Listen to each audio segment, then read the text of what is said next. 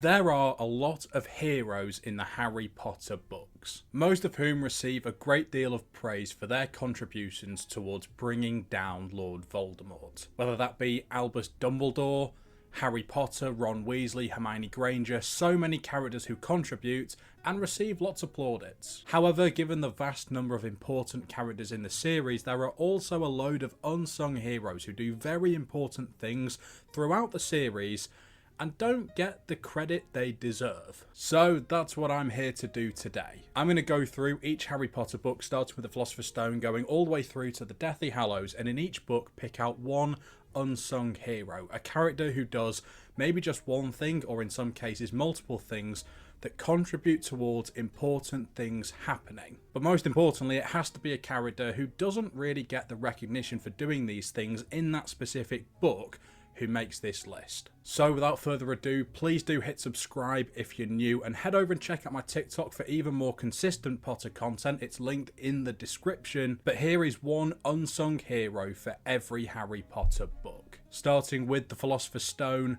Neville Longbottom. Now, as we progress through the series, Neville Longbottom starts to receive more recognition for his heroic actions, in particular his involvement in the Battle of the Ministry during Order of the Phoenix, and of course his contributions in the Battle of Hogwarts in the Deathly Hallows. However, earlier in the series, Neville Longbottom has his moments, but doesn't receive too much credit because he's a little bit clumsy, he's not the best at magic, etc. And his first truly heroic moment that changes the series, that doesn't get spoken about enough, comes in the first book. This moment in particular comes when Harry gives Neville a chocolate frog to cheer him up after an altercation with Malfoy. Neville takes the frog but gives Harry the card inside back afterwards because he knows that Harry collects the cards. The card Neville specifically gives back to Harry is one of Albus Dumbledore. This is the exact card that Harry rereads and is reminded of where he first heard about Nicholas Flamel and the Philosopher's Stone, because he'd already had a Dumbledore card when he opened a chocolate frog on the Hogwarts Express with Ron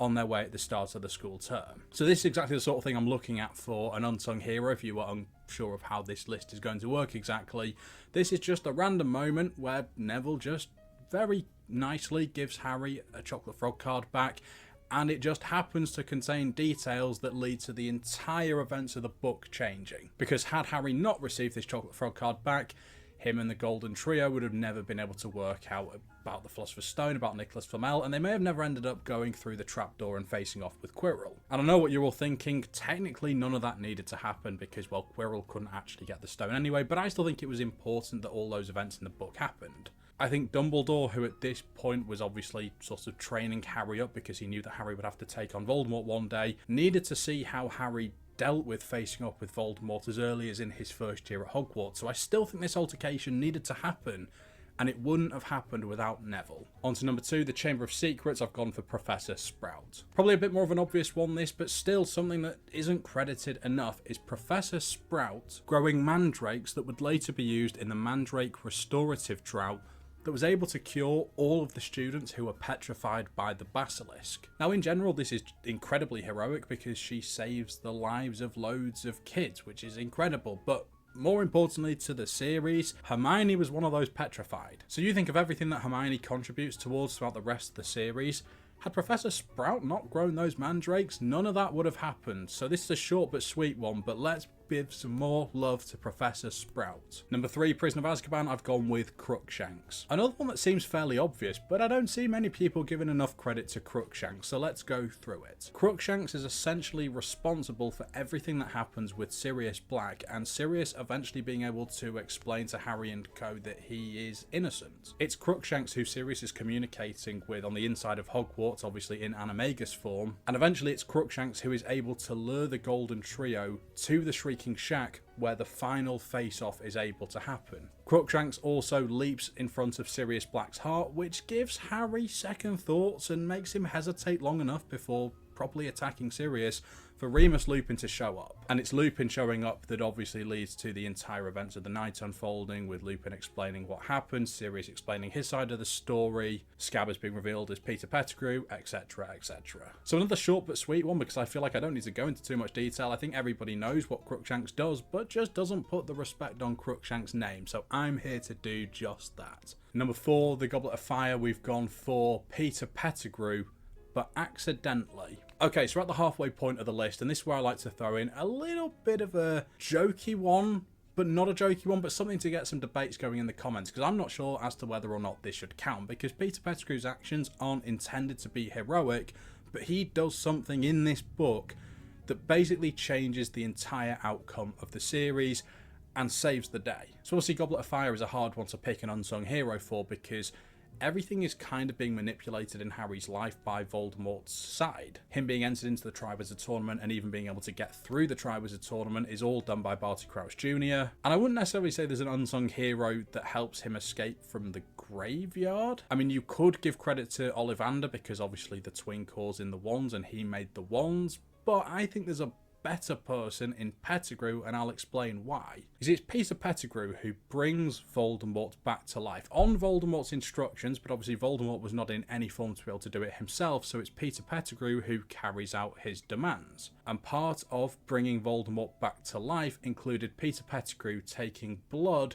from Harry to use to bring Voldemort back to his body. Now, as we know, this is the moment that changes everything, because when Voldemort takes Harry's blood, he takes Lily's sacrifice into his own body, which essentially means he can never kill Harry. Not only is this important because, well, we all wanted Harry to live, didn't we? But most importantly, when we go on to find out that there is a Horcrux inside of Harry, this means it can be destroyed without Harry dying. Voldemort can attempt to kill Harry, and in doing that, destroy the Horcrux inside Harry without Harry being killed. It genuinely is one of the most important moments in the entire series, and incredibly heroic, but was not done with that intention at all. So let me know what you think in the comments, and if you don't think Pettigrew should be allowed, who do you think should be the unsung hero of the Goblet of Fire instead? My other shout would maybe be Sirius Black, just because, even though we don't see him too much physically, I think he's actually a good godfather in this one. He keeps in touch with Harry, sends him advice, looks out for him, in a year where not everybody does, and Harry really needed some support. But moving on to number 5, the Order of the Phoenix, I've gone with Dobby. Another quick one this, because I was kind of struggling with Order of the Phoenix, because a lot of the things that happen in this book that are important are kind of done by characters who do get recognition. Obviously the Golden Trio are responsible for the DA and all the good that comes from that, and when they all go to the Ministry because Harry's tricked by Voldemort's mind games, they're bailed out obviously by the Order of the Phoenix, and in particular Dumbledore, who duels with Voldemort. But I do think all of these characters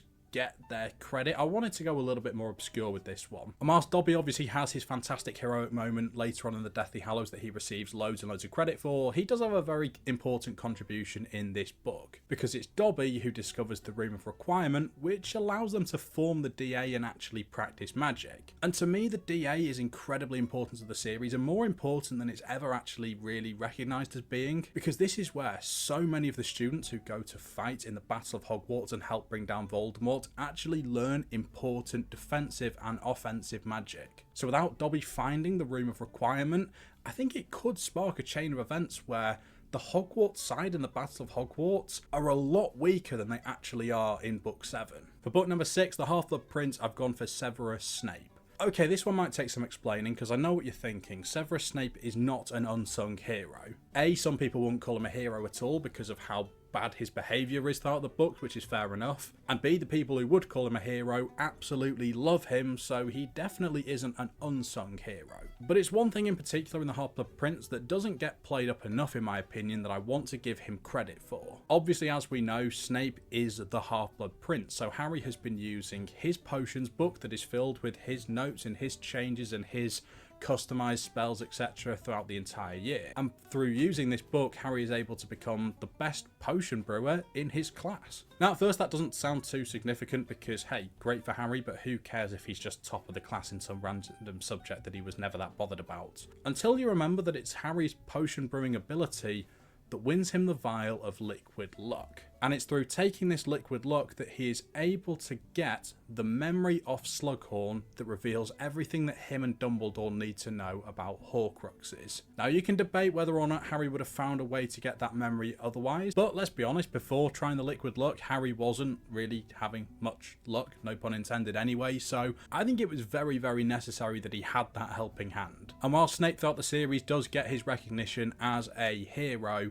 I don't think he gets a lot specifically for that moment, so I'm giving it to him now. And finally, book number 7, The Deathly Hallows, I'm going with Kreacher. Okay, so a bit of a personal one to finish because I just love Kreacher's redemption arc in the Deathly Hallows book. The fact that he suddenly just becomes a nice house elf seemingly comes out of nowhere, but it is awesome. But I know what you're thinking, surely throughout the entire Deathly Hallows book, there are characters who do more. Characters who sacrifice themselves in the Battle of Hogwarts. Characters who do more significantly to help bring down Lord Voldemort. But let's not forget, there's something very, very significant that Kreacher does that he doesn't get any credit for, really. And it involves helping to destroy a Horcrux. You see, it's Kreacher's information that allows them to discover the true story of the locket. And it's then Kreacher himself who's able to go and retrieve Mundungus Fletcher, which allows them to find out where it is. Obviously, as we know, it's with Umbridge, the trio have to break into the Ministry, they manage to get the locket, it takes them a while to destroy it, etc, etc. But all of this allows them to get this Horcrux, destroy it, and tick another one off their list. But the reason I think Kreacher deserves even more credit than other characters who help with the destruction of Horcruxes is because this is the one Horcrux that, had it not been for Kreacher's information, I'm not sure it ever would have been found or destroyed. I mean, bearing in mind Umbridge at that point was a significant character, so they had probably seen the locket on her, whether it was in pictures in the paper, etc, stuff like that. But more importantly, they'd literally had this locket in the Order of the Phoenix when they were clearing out Grimmauld Place. None of them recognised it, obviously they didn't know about Horcruxes then, but for all they knew at that point, it could have literally gone anywhere. They would have had no starting point, no idea where they were looking. And it was all down to Kreacher's information and going out to get Mundungus Fletcher that they were able to identify and find it. So I think it's finally time to give Kreacher the credit he deserves. And that's my list. Let me know what you think. Do you agree with my choices? If not, who would you go for instead? Please, please, please hit subscribe while you're here. It really, really helps to support the channel, and I will hopefully see you next time. Goodbye.